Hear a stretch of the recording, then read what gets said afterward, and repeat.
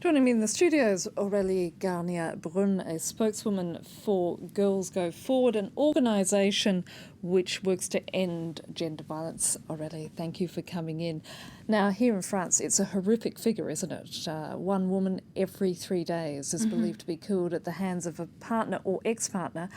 I host the 51%, a women's program. We've done a lot about this issue. And one thing that I find when I talk about to people outside of France is their shock at such a high level, high figure here in France. Why is that the case?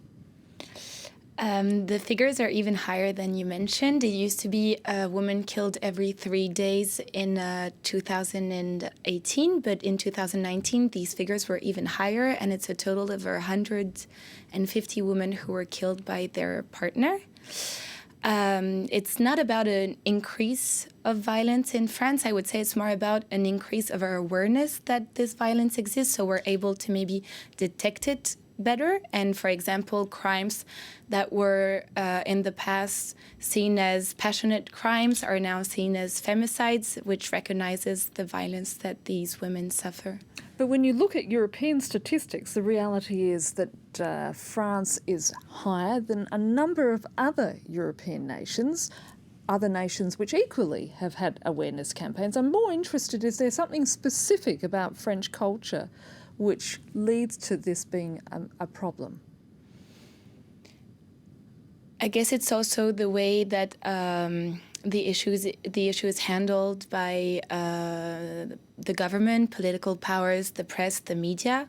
We had a big Grenelle in November, which was a big seminar for a month to address the question of violence against women in France, because we know it is a dramatic issue and the numbers are one of the worst in Europe. So it's an emergency for France to address these issues. Among a number of these proposed laws include a doctor being allowed to alert authorities if he or she suspects a patient is being abused by a partner or ex-partner. Just take us through some of the other proposals.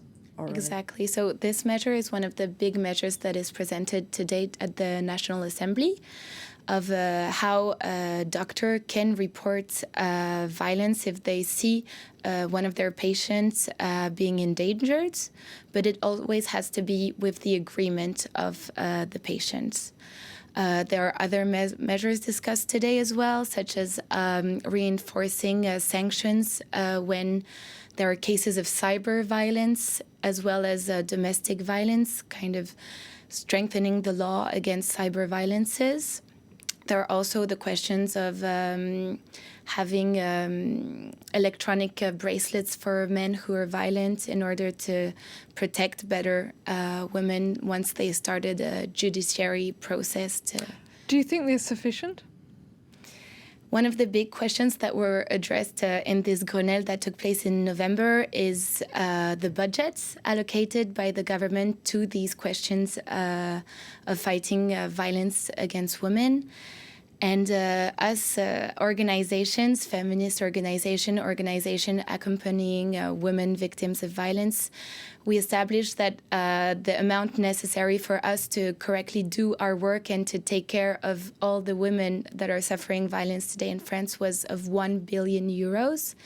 And as of today, the government has declared that they would be spending 361 million, which is 3 times less than what we estimate is needed to tackle the problem of domestic violence. In any case, this government campaign has certainly made people more aware.